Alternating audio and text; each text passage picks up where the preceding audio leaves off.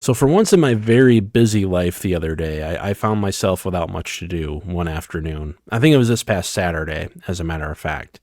And I did what any sensible, reasonable, logical, yet die-hard Michigan fan would do. I killed time by putting on the 2021 Michigan-Ohio State game for probably like the thousandth time since it happened. And of course, as I watched it, I thought of everything that I had been doing that day leading up to that game, everything that was going on in my life. And what's funny? There are certain days in my life that are big, milestones for me. I can't quite remember, entire details. Now, of course, I remember exactly everything I did on my wedding day and where I was and what was going on the birth of each of my children. But, there's certain things, like the day I graduated college, I couldn't tell you much about the details about it. The day I got my current job, I couldn't tell you exactly much about my first day. Things like that. But when Michigan beat Ohio State, I think I could almost, on that given day, I think I could almost tell you each and every detail of that day and what I was doing at each specific time. Because, well, after a decade of heartbreak and just gut-wrenching defeat, Michigan finally broke through and made it to the Big Ten championship game and subsequently the college football playoff that year. And well, that kind of leaves a mark on your soul as a college football fan, doesn't it? You kind of carry that with you I know for a fact I will carry it on as one of the greatest days of the life of my college football fandom. There's also something else that I thought about when I was watching that game, and it was just how overlooked Michigan was heading into that matchup. Watching the replay of that game, I caught a little bit of like the pregame stuff, with Urban Meyer and Mark Ingram and Charles Woodson and the boys. And outside of Charles, who, let's admit, we all love Charles, is a bit of a Michigan fanboy on that show, especially when Michigan does play Ohio State. And I myself do thoroughly enjoy it. But no one nationally, no one on that broadcast, even in the way you could hear it in the tenor and the tone, the way that Gus Johnson and Joel Klatt were talking about Michigan as that game went on throughout the duration of like the first and even partway through the second quarters. The feeling and the belief was that it was just going to be ho-hum, another Ohio State victory, another 10-2 season for Michigan in the Harbaugh era in which they fail to win the game, fail to go to the Big Ten championship game, and thus fail to go to the college football playoff.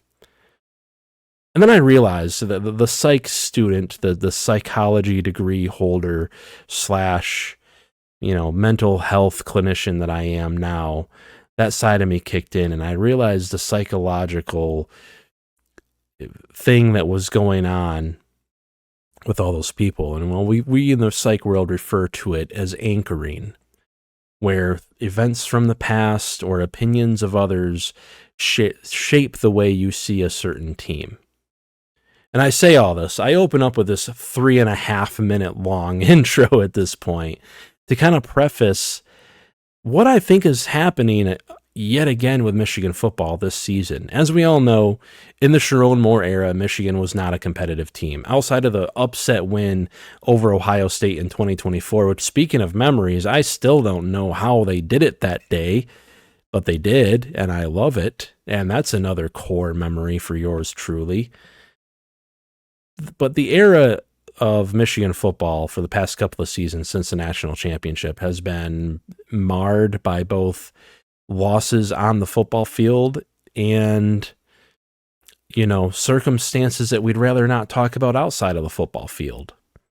And I just have to wonder if that is forming a lot of people's opinions on this team this season. Because if you look at this team, if you just try to analyze the roster outside of, if you take away the fact that it's Michigan, if you try to, forget about the logo, forget about, the university, and just purely look at the roster through as unbiased a lens as possible. And I know that's difficult to do, but we should try to do it, I think. As many of you may have noticed, I'm a bit more scientifically minded on these things. I think you have to admit, this is a fairly talented roster by the way, that brings in a fairly talented and great and long tenured, with a long track record of a coaching staff. If I were to tell you that any given team in college football had a former 5-star quarterback entering his second season after an okay but not great freshman season in which he made a lot of mistakes and will hopefully learn from them, that had a future star wide receiver, a star running back with a future star running back also sharing the backfield, a solid to great, potentially really great tight end, an offensive line that fares to be very good, and then a defense that might have one of the best defensive players in the entire conference at defensive end who transfers in on top of solid future NFL starters at cornerback and safety. Well, if you looked at that through a purely objective lens, you saw things like the blue chip ratio of this team is right at about 50%, which is, what you need, quote unquote, to win a national title. Though Indiana just kind of blew that whole theory out of the water, didn't they? But I digress. You look at the blue chip ratio, you look at, again, the track record of the head coach and his team, and you look at the talent on the roster, anyone would say that this is a very competitive football team. But yet, you listen to national media, you watch certain talking heads on YouTube, you scroll Twitter all day, and a ton of people out there seem to think that this is an 8-4 team. There's even people out there saying that they'll be lucky to get to 7 wins. There's people out there saying, well, being Michigan, let's admit it comes with the territory, having so many haters and detractors. But when so many people that even pride themselves on being unbiased, people that aren't former Buckeyes, are saying that this team will go 8-4 or 9-3, and that 9-3 mark is kind of their ceiling, it kind of makes me wonder if we're going through a bit of a Groundhog Day moment here, kind of going back to the way people viewed this team again, like I said, heading into that 2021 Ohio State game. And in this video, I really just wanted to kind of go over 5 reasons why I actually think Michigan's ceiling is higher than many may think. And I do want to kind of preface this. I want to kind of qualify this with something real quick here too. I know Michigan's schedule on paper is incredibly difficult. It's one of the more difficult schedules in all of college football this season. Oklahoma, Oregon, Ohio State, Indiana, those could all automatically be 4 losses for this team. But there I even go doing it automatically. Is any game in college football history, especially with what we've seen over the past couple of seasons with teams like Indiana and others being hyper competitive compared to what their preseason, ranking and predictions were. Going back to the 2024 Michigan-Ohio State game, who picked Michigan to win that one headed into that? Who picked TCU to be as competitive as they were in 2022? Who picked Washington to be as competitive as they were in 2023? And you're going to sit here and tell me that Michigan can't find a way to win 10 or 11 games this season with what they have, just because they do have to play some tough teams? Things do happen. Unpredictable things happen in college football all the time. And I'm here to say that if Michigan puts it all together, they have nearly unlimited potential. And I did also want to preface it with the fact that I will fully admit Michigan has a lot of ifs, quote unquote, on this team. In any given season, we kind of try to figure out how and when and where a team will put it all together and to what extent they'll be competitive. And we always say a lot of ifs, right? If this happens, if that happens, I project this trend to continue for this player and for them to continue getting better, but it's a big if. I'd say Michigan is solidly an if team this year with a lot of ifs on it. So don't get me wrong. Michigan could easily end up the season 8-4, especially with, again, a new coaching staff. So therefore, all the things that naturally come with a new coaching staff are there.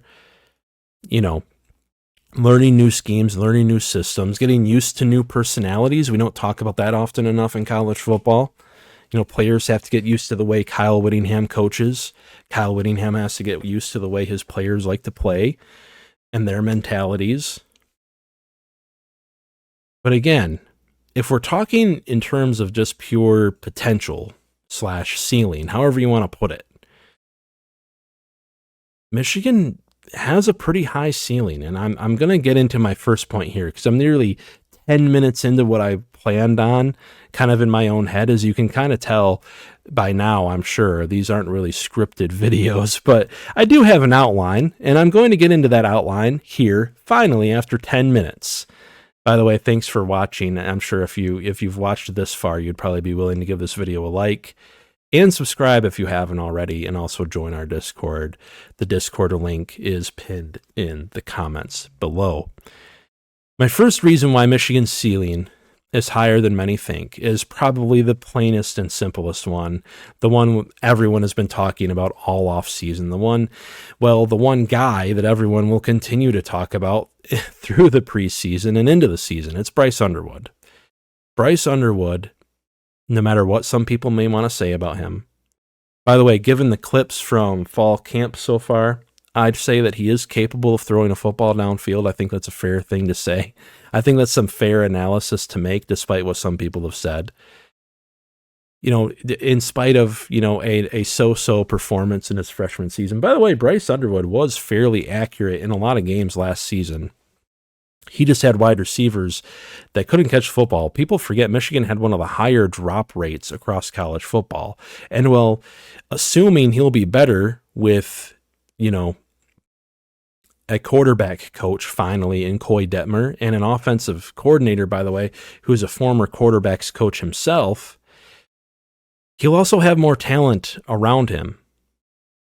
So he might improve himself in his form, his technique, his footwork, all that good stuff. He'll also have better wide receivers, and I don't think anyone out there would disagree with that take. You're basically replacing Samaj Morgan, who was a drop machine, and a couple of others who, frankly, weren't worthy of starting for a team like Michigan, with guys like J.J. Buchanan, Jamie French, and former five-star recruit freshman Celestia Moa. Those are all upgrades in the wide receiver room, and we haven't even mentioned Andrew Marsh so far, who figures to be, many people are now projecting him as a future NFL wide receiver, and I can definitely see the talent there. So with that being said, better quarterback development with Coy Detmer, a former quarterback's coach and offensive coordinator, more wide receiver talent around him, and also a better head coach overall who's likely to bring a better culture with him. I could see Bryce Underwood making improvements this year. He's likely to, in my opinion, at least make that typical year 1 to year 2 leap, freshman to sophomore leap, given the fact that he did play the entire season as a true freshman, by the way, only 18 years old at that time. The question to me is just how much will he improve, and will it be good enough? Sometimes I think in college football, and this is definitely true for Michigan this season, you can become a better team. You can improve. You can improve on your technique and your form, and you can just play better, sound, fundamental football where you make fewer mistakes. But you can still lose just as many games. And that's definitely on the table for Michigan football this season. It's also definitely in kind on the table for Bryce Underwood. He could become a better quarterback, and Michigan still could lose 3 or 4 games just through the nature of this schedule being incredibly difficult. But if Michigan and Bryce Underwood in kind do improve and improve quite a bit, given the talent and the potential that they have, they very well could beat, Oklahoma. They could upset an Indiana or an Oregon. And I don't think you can ever count Michigan out of the Ohio State game, right? I mean, would you want to right now? Especially given what we've seen in previous seasons? Michigan will definitely be a very competitive team this next season if Bryce Underwood improves. And that's just a fact. And I think that he will. And again, given the talent he'll have around him, they will be a very competitive offense. And speaking of offense, my second point as to why I think Michigan's ceiling is a bit higher than many may think is the offensive line. And Bryce Underwood, just like any quarterback in football generally, cannot be an effective quarterback without great offensive line play. And we did see it last season with like Evan Link at tackle and Andrew Sprague getting his feet wet at right tackle. There were some missed blocks. There were some games in which Bryce Underwood was under pressure. The Oklahoma game comes to mind, but there was a lot going on in that Oklahoma game too. Pressure packages galore, sim pressures that the offensive line didn't pick up quite right. Guys blitzing, other guys dropping back, some double mug looks and things like that. They were just difficult to read out. But this offensive line will be more experienced this year. They're returning most all their starters, and the guys who figure to possibly start on this team who didn't start last season are guys like Andrew Babalola, who was rated as one of the best tackle prospects to come out of high school ranks in recent memory. This could be a very good offensive line, and an offensive line is where it all starts, just as like we said in previous videos. Bryce Underwood can't go anywhere if he wants to be a running quarterback, by the way, without great offensive line play, and neither will, Jordan Marshall and Savion Hyder. But thankfully, they do return a ton of talent, and that talent has only gained more experience. By the way, Jim Harding comes in as one of the best offensive line coaches in the country. It sounds like he's already progressed, and he's very high on some of these players. If you've heard, I should say, Kyle Whittingham or Jim Harding or Jason Beck in their press conferences, whether it be, Big Ten Media Days or so far in fall camp, they're all very high on guys like Blake Frazier, guys like Andrew Babalola, guys like Andrew Sprague. It'll be interesting, by the way, to see who moves around. I just listed 3 tackles right there who they're very high on, and there's obviously only room for 2 on the starting roster. But they have probably 7 or 8 guys for a room that, of course, only is going to include 5 starters. By the way, don't overlook the fact that they may get into that kind of jumbo or rhino formation. They played a lot of 6th bonus OL stuff last season at Utah. They may do it at Michigan as well when they see fit. By the way, Jason Beck's offense averaged 6.28 yards per rush last season, which was good for 4th in the entire country in terms of rushing efficiency. That's a sign of good offensive line play generally in his scheme. And when you pair him with Jim Harding, the offensive line coach, who again is considered one of the better coaches in the country for that position group, and the talent they have, I think that's a recipe for success. My only thing is, it is a new system with a lot of complicated blocking schemes. I can't iterate that enough. There's very complicated stuff going on for the offensive line in this scheme. A lot of variations of the read option game. Guys are going to have to keep their heads on a swivel and remember that they can't get too far downfield too quickly with those reads going on in the backfield. There's also a good bit of gap scheme-based quarterback run plays. A lot of stuff that Michigan never ran before under either Jim Harbaugh or Sharon Moore that these guys are going to have to pick up quickly. But again, thankfully they have Jim Harding as their offensive line coach, who I think will have the boys ready to play by the first game of the season. And then I kind of mentioned it a minute ago, but I wanted to touch on it as like a full point of this conversation here. The improvements to this offensive line room, I think, really make this offense potentially more explosive than it has been in quite some time.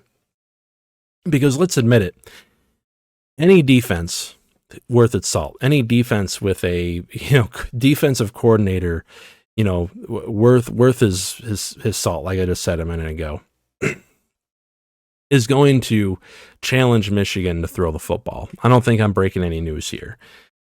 Bryce Underwood, with all the more that he was able to put on tape last season, throwing some interceptions, having difficulty with deep ball accuracy, by the way, and that was present in the spring game as well.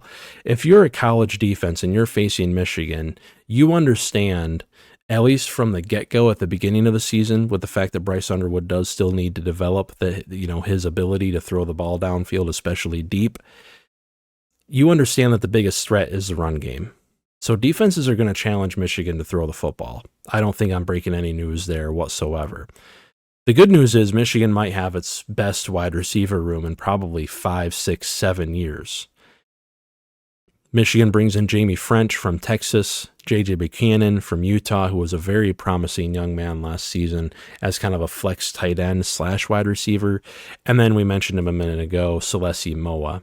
Pair these guys with Andrew Marsh, These guys are all great route runners. Two out of the three of these guys are speedy guys who run very quickly down the field and are very good at getting open with running crisp routes. And then J.J. Buchanan, who is a very good one-on-one wide receiver, like 6'6" or 6'7" or something like that. Immensely tall and a gifted athlete in his own right.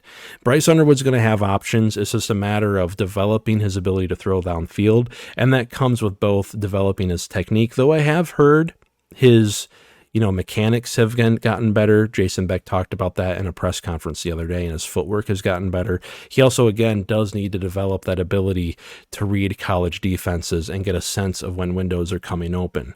But if he's able to do that and able to do that in quick succession, he's going to have options downfield. This is a talented wide receiver room, and that's not something we've been able to say about Michigan in recent years. And then getting to the fourth point in my video, I wanted to finally get to the defense, because you don't win college football games, especially in the Big Ten, without controlling the trenches. We talked about the offensive line. Now we got to talk about the defensive line.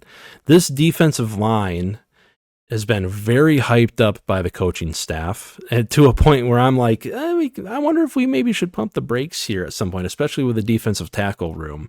But the defensive line might just be talented and deep enough to kind of control games the way the latter Harbaugh era teams did. Now, I know that's saying a lot. That's putting a lot of expectation on this team this season. But when you look at the roster, again, when you just kind of peel back everything, all the narratives, you peel back the logos and all the things that might cause you to have certain biases here and there, and you just look at the talent on roster, this is a deep defensive end room, by the way. The edge room in this team is incredibly deep. Cameron Brandt, Dominic Nichols, there we go, John Henry Daley, Nate Marshall, Benny Patterson, Lugard Adepaye, and Carter Meadows.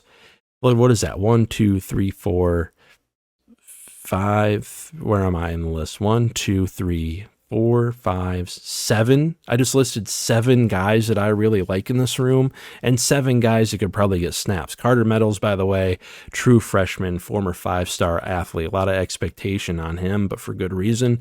Lugard Adepaye is one that I really like, has been developing for a couple of years.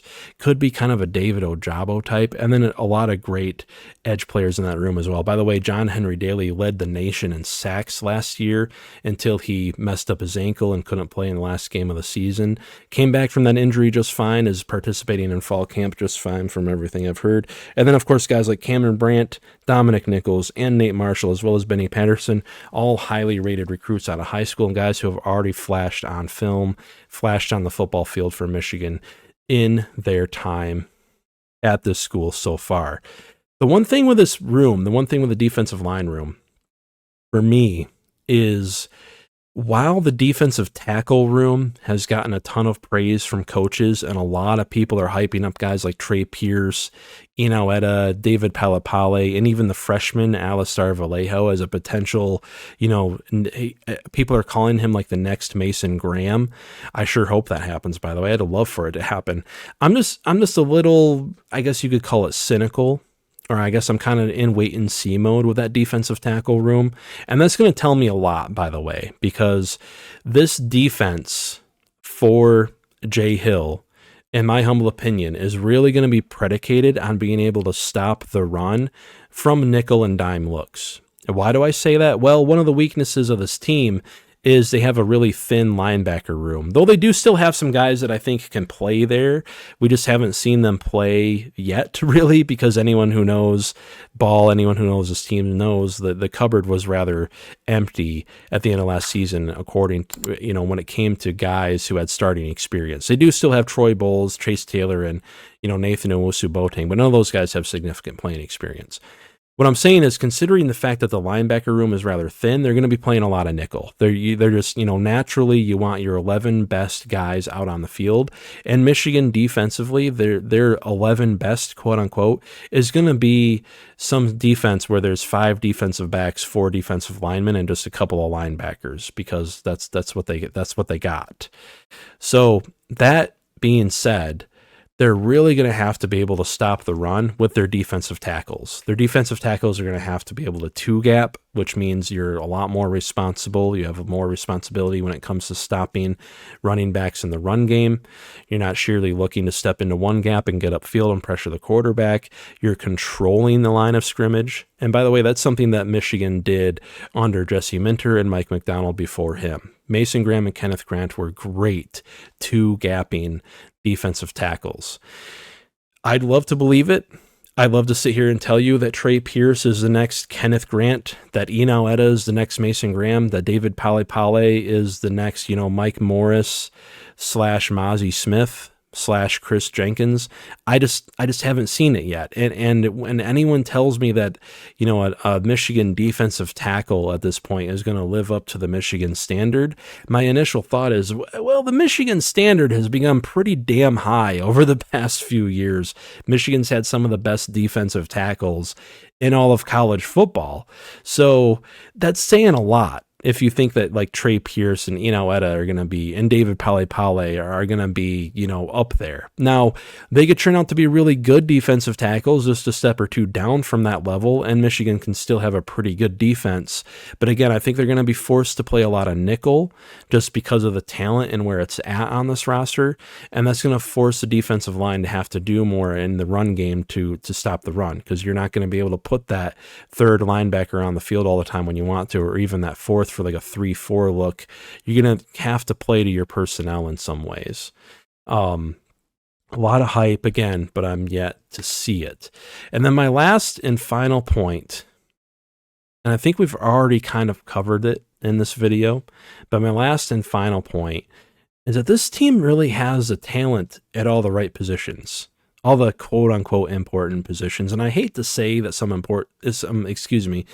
positions are more important than others.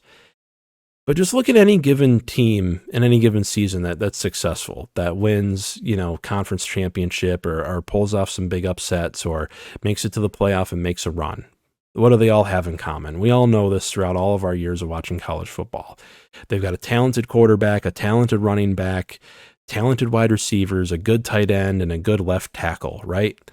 Well, Michigan and Bryce Underwood, in Jordan Marshall, Savion Hyder, in the wide receiver room we talked about, in the tight end room with guys like Hogan Hansen and Zach Marshall, and at left tackle with potentially Andrew Babalola, or even if they play Blake Frazier there, all of those positions along the offense are kind of checked off in my opinion. All guys with really high upside and a lot of talent. Then you go to the defensive side, and what do we think of when it comes to great defenses? We think of a great defensive end who is able to pass rush and get to the opposing team's quarterback. By the way, that's going to be important this season as you play Oklahoma with John Mateer, Oregon with Dante Moore, Indiana with Josh Hoover, and Ohio State with Julian Sayin.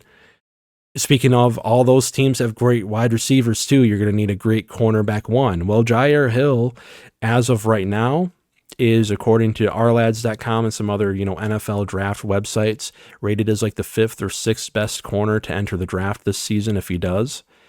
I think Jair Hill is great for this scheme, by the way. I think he is a better man corner in some ways than a zone corner. So your box is kind of checked there. And then you think of great safety play. You think of a guy who kind of sits back there and captains the defense, makes sure everyone's lined up for the play, makes sure everyone knows their responsibility, calls out the audibles, in the coverages, changes in the coverages if the offense puts a guy in motion or tries to deceive them in any way. And well, who's that guy? Who are you probably thinking of right now as I mention all that? Yeah, that would be Rod Moore. And by the way, Chris Bracey, who figures to play safety for this team, transfer from Memphis, is getting a lot of hype from coaches and people who have been at practices so far alike. So this team really kind of checks all the boxes for being a hyper-competitive team in the Big Ten, at least on paper. Now, again, am I saying this team is going to go undefeated and win the national championship? No. Am I saying this team is even going to go 11-1 or 10-2? Not really. Though I do think it's more of a possibility than a lot of people out there are saying. I see a lot of people writing this team off as like 8-4, 9-3. That's just how they're going to finish, signed, sealed, delivered. But as we've seen in previous seasons, especially with Michigan, some teams in college football overperform. And, well, Isn't that also kind of the modus operandi of the coach that they now have in Kyle Whittingham? I'd beg to argue that that's a solid fact. Thanks to everyone for watching this video, by the way. Don't forget to give this video a like, subscribe if you haven't already. We're hoping to hit 1,000 subscribers sometime soon. That's our main goal right now. And join our Discord. The Discord link is in the comments below. And until next time, as always, be kind to other people out there.